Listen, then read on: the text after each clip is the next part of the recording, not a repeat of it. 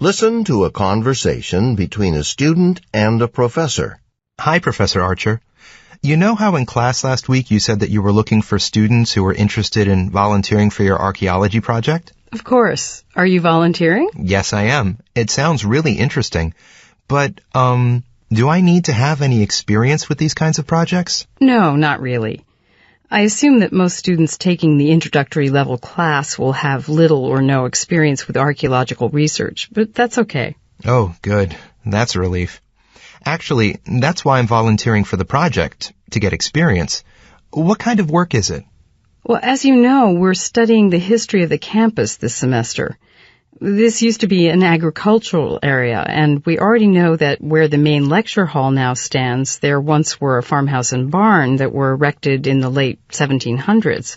We're excavating near the lecture hall to see what types of artifacts we find. You know, things people used in the past that got buried when the campus was constructed. We've already begun to find some very interesting items, like old bottles, buttons, pieces of clay pottery. Buttons and clay pottery?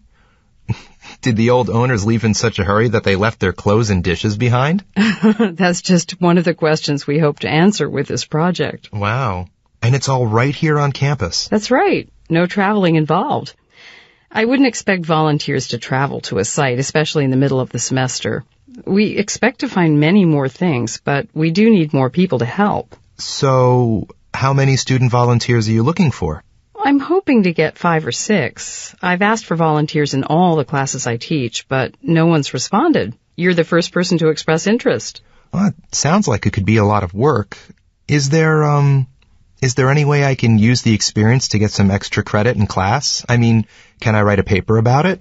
I think it'll depend on what type of work you do in the excavation, but I imagine we can arrange something.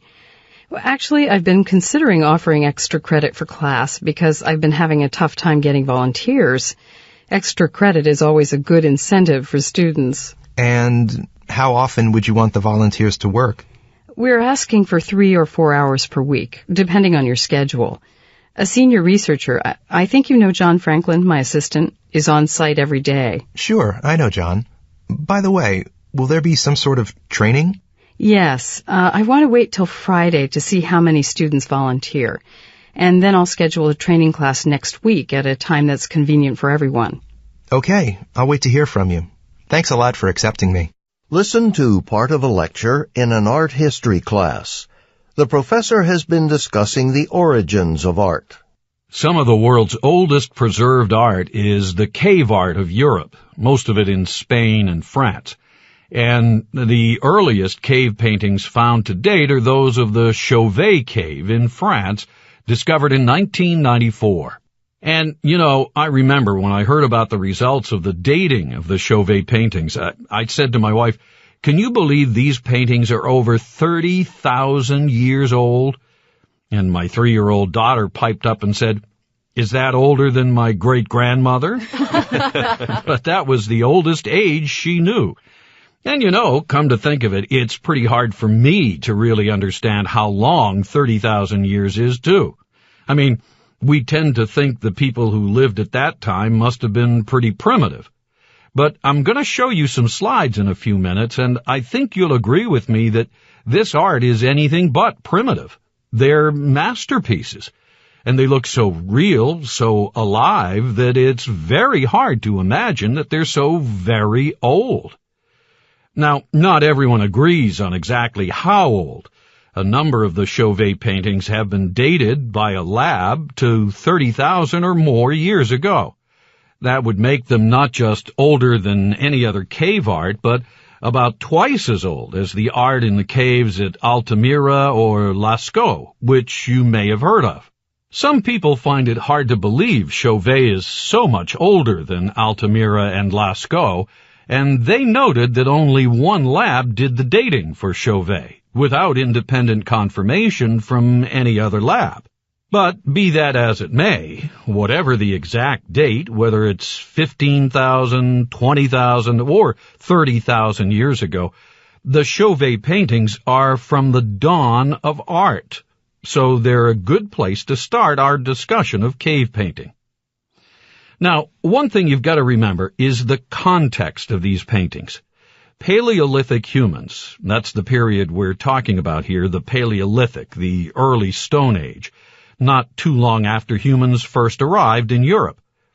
The climate was significantly colder then, and so rock shelters, shallow caves, were valued as homes protected from the wind and rain. And in some cases, at least, artists drew on the walls of their homes. But many of the truly great cave art sites, like Chauvet, were never inhabited. These paintings were made deep inside a dark cave where no natural light can penetrate. There's no evidence of people ever living here. Cave bears, yes, but not humans. You would have had to make a special trip into the cave to make the paintings, and a special trip to go see it. And each time you'd have to bring along torches to light your way.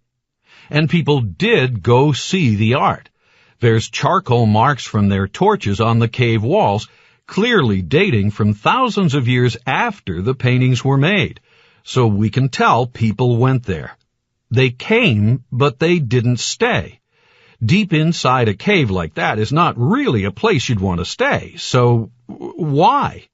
What inspired the Paleolithic artists to make such beautiful art in such inaccessible places? We'll never really know, of course, though it's interesting to speculate. But getting to the paintings themselves, virtually all Paleolithic cave art represents animals, and Chauvet is no exception. The artists were highly skilled at using, or even enhancing, the natural shape of the cave walls to give depth and perspective to their drawings.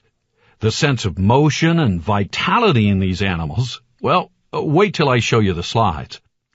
Anyway, most Paleolithic cave art depicts large herbivores. Horses are most common overall, with deer and bison pretty common too. Probably animals they hunted. But earlier, at Chauvet, there's a significant interest in large, dangerous animals. Lots of rhinoceros, lions, mammoths, bears. Remember that the ranges of many animal species were different back then, so all these animals actually lived in the region at that time. But the Chauvet artists didn't paint people. There's a half-man, half-bison creature, and there's outlines of human hands, but no depiction of a full human. So, why these precise animals? Why not birds, fish, snakes?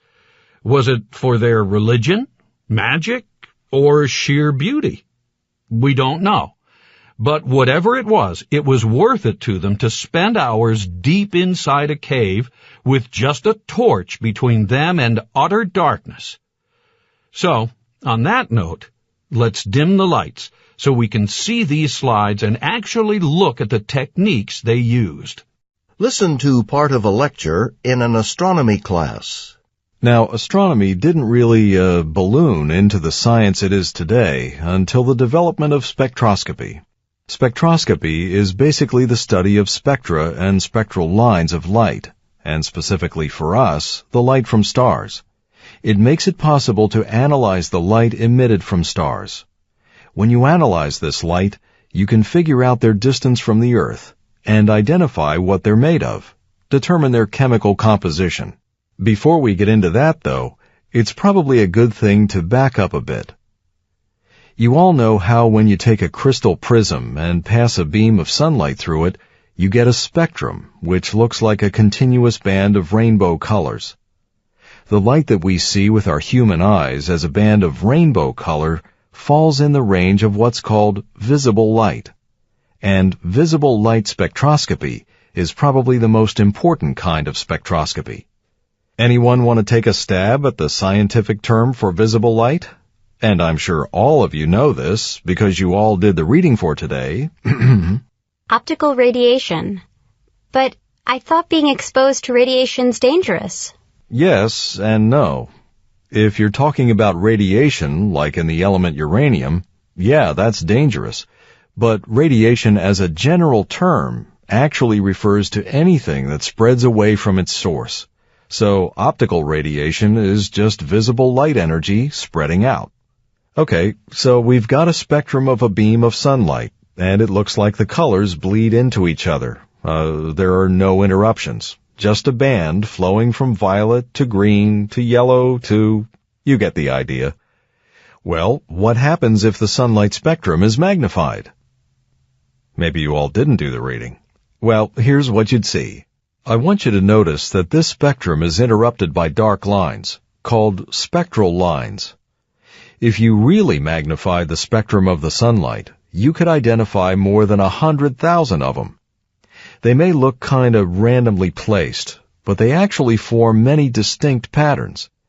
And if you were looking at the spectrum of some other star, the colors would be the same, but the spectral lines would break it up at different places, making different patterns. Each pattern stands for a distinct chemical element, and so different sets or patterns of spectral lines mean that the star has a different chemical composition. So, how do we know which spectral patterns match up with which elements? Well, a kind of spectroscopic library of elements was compiled using flame tests. A known element, say a piece of iron for example, is heated in a pure gas flame. The iron eventually heats to the point that it radiates light. This light is passed through a prism, which breaks it up into a spectrum, and a unique pattern, kind of like a chemical fingerprint of spectral lines for that element, appears. This process was repeated over and over again for many different elements, so we can figure out the chemical makeup of another star by comparing the spectral pattern it has to the pattern of the elements in the library. Oh, an interesting story about how one of the elements was discovered through spectroscopy. There was a pretty extensive library of spectral line patterns of elements, even by the 1860s. A British astronomer was analyzing a spectrograph of sunlight, and he noticed a particular pattern of spectral lines that didn't match anything in the library. So he put two and two together, and decided there was an element in the sun that hadn't been discovered here on the Earth yet. Any guesses about what that element is? It's actually turned out to be pretty common, and I'm sure all of you know it. Okay, let's try something else. Any of you happen to be familiar with the Greek word for sun, by chance? Something like Helios, or something like that. Oh, it must be helium. So you're saying that helium was discovered on the sun first? Yes, and this is a good example of how important spectroscopy is in astronomy. Why does the professor say this? Before we get into that, though, it's probably a good thing to back up a bit. Why does the professor ask this? Any of you happen to be familiar with the Greek word for sun, by chance?